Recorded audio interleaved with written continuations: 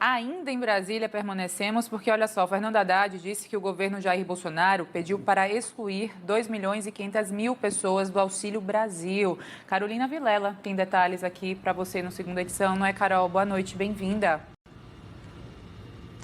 Oi, Lene, muito boa noite para você, boa noite para todos que nos acompanham. É isso mesmo, viu? O futuro ministro da Fazenda, Fernando Haddad, disse ter recebido um ofício do atual governo pedindo a exclusão de 2,5 milhões de pessoas que teriam sido incluídas no Auxílio Brasil de forma irregular. Então, o governo de Lula avalia que esse pedido é uma clara manifestação reconhecendo problemas que foram apontados por uma auditoria do Tribunal de Contas da União. Segundo esse relatório feito pelo TCU, 3,5 milhões de famílias incluídas em outubro estariam recebendo o Auxílio Brasil indevidamente. E isso significa um total de cerca de 2 bilhões de reais por mês. Então, são famílias que não atenderiam aos critérios do Auxílio Brasil. Ou seja, essas pessoas elas receberiam mais do que o que é necessário, do que o que é exigido. Então, o TCU apontou essas possíveis falhas ou irregularidades no programa Auxílio Brasil. E aí, agora, Fernando Haddad diz que o futuro governo recebeu esse pedido do atual governo para excluir 2,5 milhões de famílias. O Ministério da Cidadania negou a inclusão dessas pessoas pouco antes das eleições, o que, segundo o Ministério da Cidadania, então demandaria a retirada. Então, o Ministério nega. Diz ainda que as possíveis irregularidades apontadas pelo TCU já foram identificadas, estão sendo corrigidas e corrigidas até o fim do mês. E outra questão que foi apontada também pela auditoria do TCU em relação às regras, porque hoje, para você fazer parte do Auxílio Brasil, que vai voltar a ser chamado de Bolsa Família a partir do ano que vem, o beneficiário, ele pode receber sozinho, ou seja, ele não precisa ter uma família.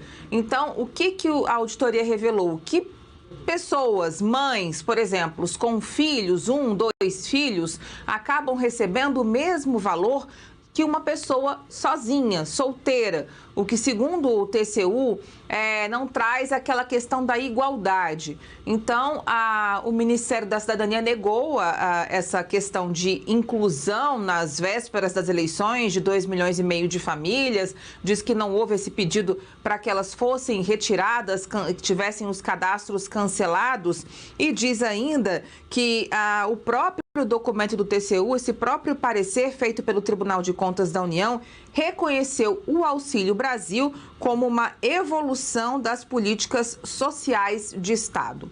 Voltamos com você, Helene. Carol, a gente tem um discurso de narrativas até esse momento, onde também é discutido a questão da PEC da transição, que vai envolver justamente a volta, né, do Bolsa Família nesses R$600. Você acredita ou tem alguma informação de bastidor que essa declaração de Haddad pode, de alguma forma, trazer uma represália aí por parte do governo Bolsonaro, apesar do TCU já ter sinalizado de certa forma? Porque a gente tem esse momento, né, até o dia 1º, muito curto, de tempo hábil, para resolver tantas questões ligadas à economia. E essa declaração, de alguma maneira, pode interferir no andar da carruagem, no outro sentido de resolução?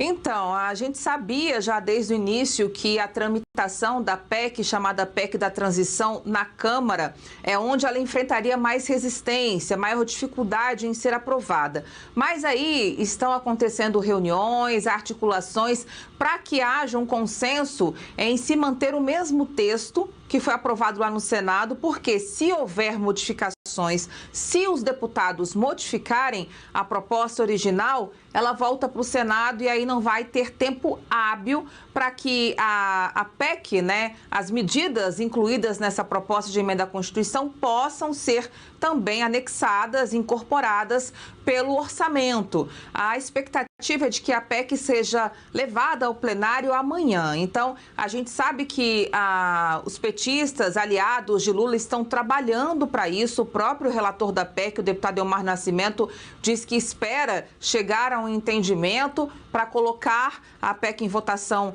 amanhã. Ainda não está pautada, mas há sim toda essa articulação, porque apesar de haver deputados contrários, principalmente deputados que fazem parte da base bolsonarista, todos admitem que a proposta de se manter o pagamento que vai voltar a se chamar Bolsa Família no ano que vem, com as parcelas de R$600, essa proposta é importante. Então, todos concordam que é necessário aprovar a PEC, mas há alguns pontos ainda específicos em que existem essas divergências. Então, o prazo máximo para levar a PEC ao plenário da Câmara, segundo o relator, é até terça da semana que vem. Mas há um movimento para que isso seja antecipado. Por quê? Tem que ser aprovada a PEC para ela ser incluída no orçamento.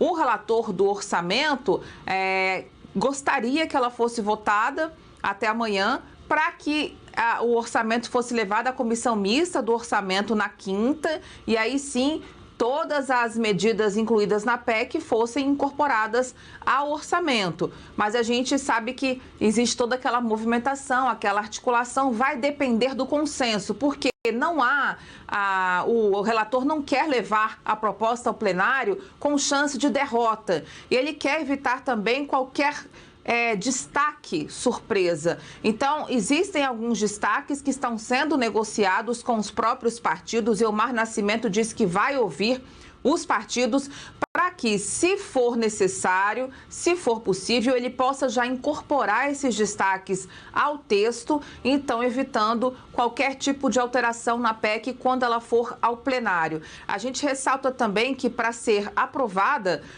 pelo plenário da Câmara é o mesmo processo que passou pelo Senado. Então, tem que ser 2 turnos de votação com pelo menos 308 votos de deputados lá na Câmara. Lene. Carolina Vilela, muito obrigada. Informações completas. Ótima noite para você em Brasília e bom trabalho. Obrigada, boa noite para vocês também.